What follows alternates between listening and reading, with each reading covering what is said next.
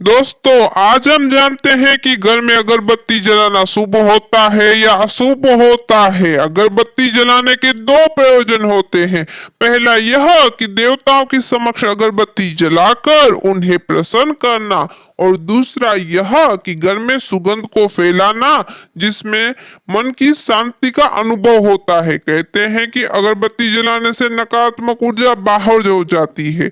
चलिए जानते हैं इसके बारे में विशेष हम। इससे पहले चैनल को सब्सक्राइब जरूर कर दे और हमारे वीडियो को लाइक कर दे। आप सभी का कल्याण हो।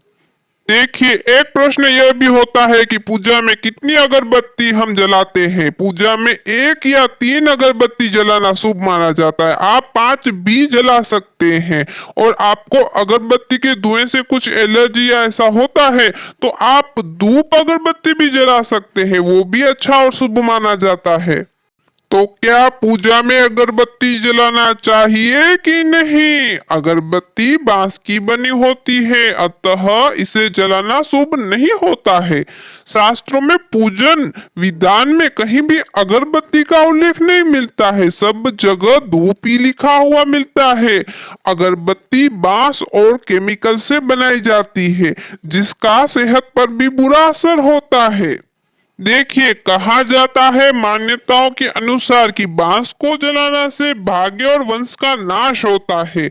मान्यताओं में बांस को भाग्यवर्धक और वंश वृद्धि का प्रतीक माना जाता है। इसलिए हिंदू धर्म में बांस से बनी अगरबत्तियों को जलाना निषेध है।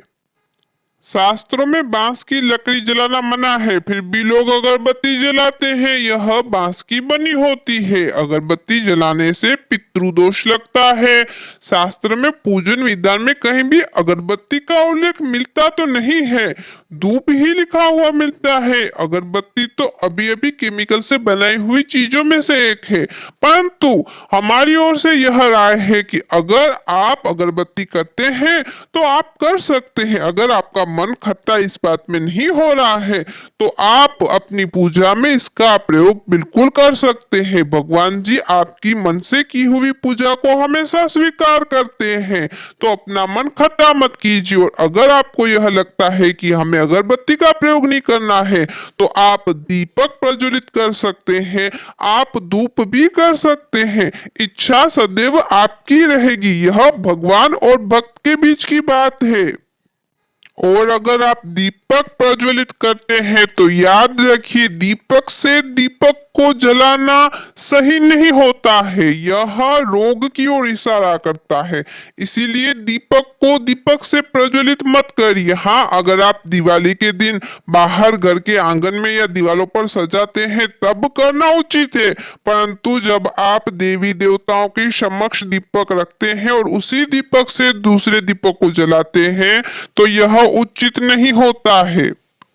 देखिए, बिना स्नान किए कभी भी तुलसी जी को हाथ नहीं लगाना चाहिए, उनके पत्र को तोड़ना भी नहीं चाहिए और उसको देवताओं को चढ़ाना भी नहीं चाहिए। और केतकी का पुष्प कभी भी शिव जी को नहीं अर्पण करना चाहिए। मूर्ति स्नान में मूर्ति को अंगूठे से कभी भी रगड़ना नहीं चाहिए। पीपल को नित्य नमस्कार प्रवाहन के पश्चात दोपहर में ही करना चाहिए, इसके बाद ना करें। देखिए, पंचामृत में यदि सब वस्तु प्राप्त न हो सके तो केवल दूध में स्नान कराने मात्र से भी पंचामृत का फल मिल जाता है।